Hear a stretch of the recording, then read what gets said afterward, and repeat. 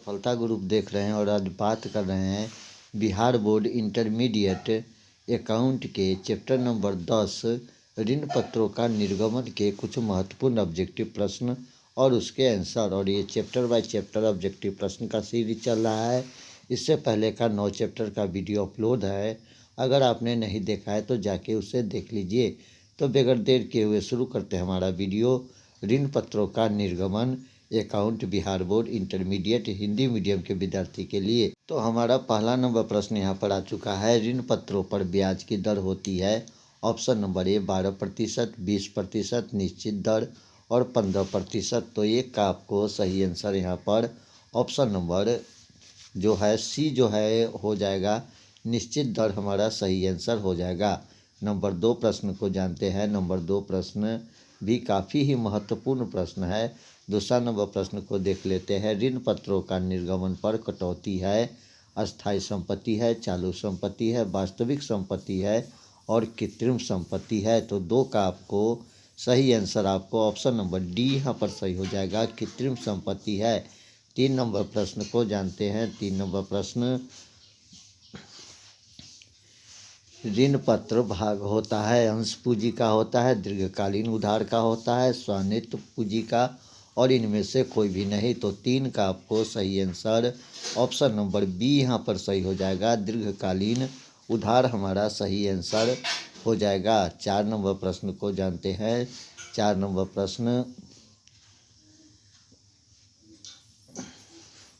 4 number प्रश्न कहता है ऋण पत्रों के निर्गमन पर कटौती या हानि को दिखाया जाता है प्रतिभूति प्रीमियम संचय में से घटाकर, चिट्ठे के संपत्ति पक्ष में, लाभ हानि खाते के क्रेडिट पक्ष में और वसूली खाते में। तो 4 का सही आंसर यहाँ पर ऑप्शन नंबर ए हो जाएगा, प्रतिभूति प्रीमियम संचय में से घटाकर। चलिए अगला प्रश्न को जानते हैं। हमारा 5 नंबर प्रश्न को जानते हैं। 5 नंबर प्रश्न यहाँ पर कहता है कि साधारणतः ऋण पत्र होता है सुरक्षित, असुरक्षित, अंशतः सुरक्षित और डी इनमें से कोई नहीं। तो 5 का आपको सही आंसर ऑप्शन नंबर ए सुरक्षित हमारा सही आंसर हो जाएगा। 6 नंबर प्रश्न को जानते हैं। 6 नंबर प्रश्न भी आपको काफ़ी ही महत्वपूर्ण प्रश्न है। 6ठा नंबर प्रश्न कहता है ऋण पत्रधारी होते हैं कंपनी के ग्राहक, कंपनी के मालिक, कंपनी के लेनदार और डी इनमें से कोई भी नहीं। तो सही आंसर जानते हैं। हमारा 6 का सही आंसर ऑप्शन नंबर सी हो जाएगा, कंपनी के लेनदार। 7 नंबर प्रश्न को जानते हैं। 7 नंबर प्रश्न कहता है ऋण पत्रधारी प्राप्त करता है लाभांश, लाभ, ब्याज, बोनस। तो 7 का आपको सही आंसर यहाँ पर ऑप्शन नंबर सी यहाँ पर सही हो जाएगा, ब्याज। 8 नंबर प्रश्न को जानते हैं। 8 नंबर प्रश्न भी महत्वपूर्ण प्रश्न है। ऋण पत्र शोधन प्रीमियम खाता है, संपत्ति है, दायित्व है, व्यय है और आगम है। तो 8 का आपको सही आंसर ऑप्शन नंबर बी यहाँ पर सही हो जाएगा, दायित्व। 9 नंबर प्रश्न को जानते हैं। 9 नंबर प्रश्न कहता है ऋण पत्र आवेदन पत्र खाता किस प्रकृति का होता है, वास्तविक खाता, व्यक्तिगत खाता, नाम मात्र खाता और डी उपयुक्त में से कोई नहीं। तो 9 का आपको सही आंसर ऑप्शन नंबर बी व्यक्तिगत खाता सही हो जाएगा। 10 नंबर प्रश्न को जानते हैं। 10 नंबर प्रश्न, शून्य कूपन ब्रांड निर्गमित किए जाते हैं शून्य ब्याज दर पर, पूर्व निर्धारित ब्याज दर पर, बिना पूर्व निर्धारित ब्याज दर पर और डी उपयुक्त में से कोई नहीं। तो 10 का जो है सही आंसर आपको यहाँ पर ऑप्शन नंबर सी सही हो जाएगा, बिना पूर्व निर्धारित ब्याज दर पर। 11 नंबर प्रश्न को जानते हैं। 11 नंबर प्रश्न आपको कहता है ऋण पत्र है ऋणों का प्रमाण पत्र, नकद का प्रमाण पत्र, शाखा का प्रमाण पत्र और डी इनमें से कोई नहीं। तो 11 का आपको सही आंसर ऑप्शन नंबर ए यहाँ पर सही हो जाएगा, ऋण का प्रमाण पत्र। 12 नंबर प्रश्न को जानते हैं। 12 नंबर प्रश्न, ऋण पत्र प्रतिनिधित्व करता है संचालकों के कंपनी में हिस्सा, संतांशधारी द्वारा निवेश, कंपनी का दीर्घकालीन ऋण और डी इनमें से कोई नहीं। तो 12 का आपको सही answer option number C company का दीर्घकालीन ऋण सही हो जाएगा। 13 नंबर प्रश्न को जानते हैं। 13 नंबर प्रश्न, ऋण पत्रों पर ब्याज होता है 12%, 10%, निश्चित दर और डी 8%। तो 13 का जो है ऑप्शन नंबर सी यहाँ पर सही हो जाएगा, निश्चित दर।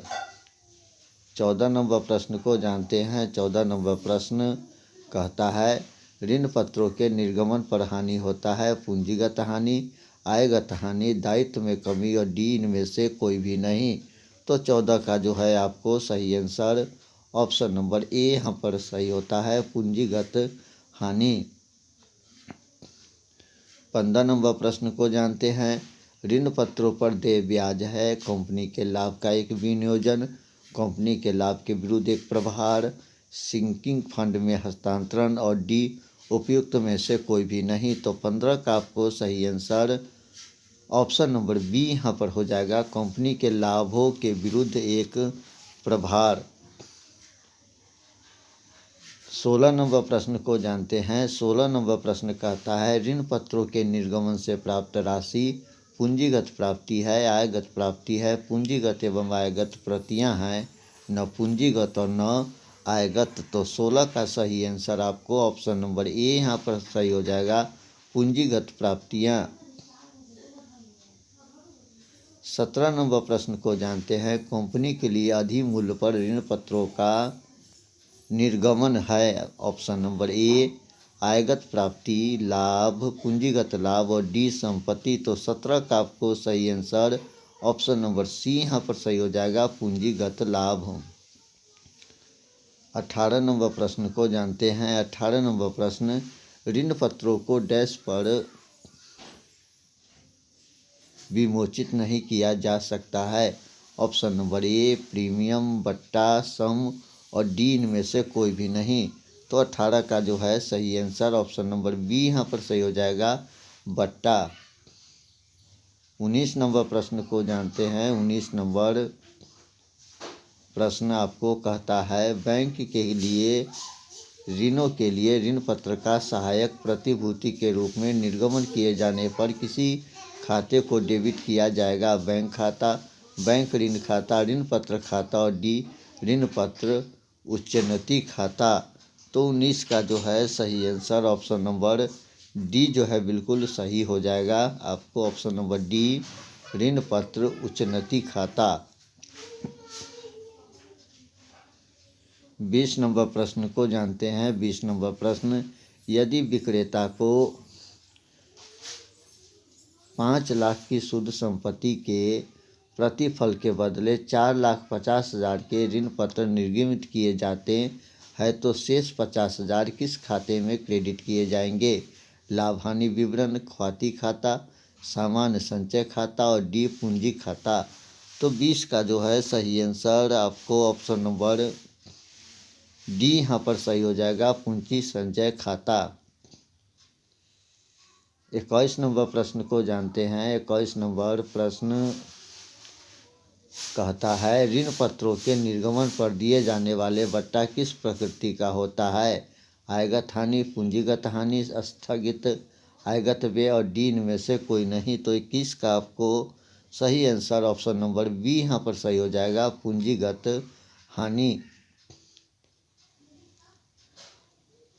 22 नंबर प्रश्न को जानते हैं। एक कंपनी के आर्थिक चिट्ठे में ऋण पत्र को किस शीर्षक के अंतर्गत दिखाया जाता है? असुरक्षित ऋण, दीर्घकालीन ऋण, चालू दायित्व और संचय एवं अधिशेष। तो 22 का आपको सही आंसर ऑप्शन नंबर यहाँ पर बी सही हो जाएगा, दीर्घकालीन ऋण।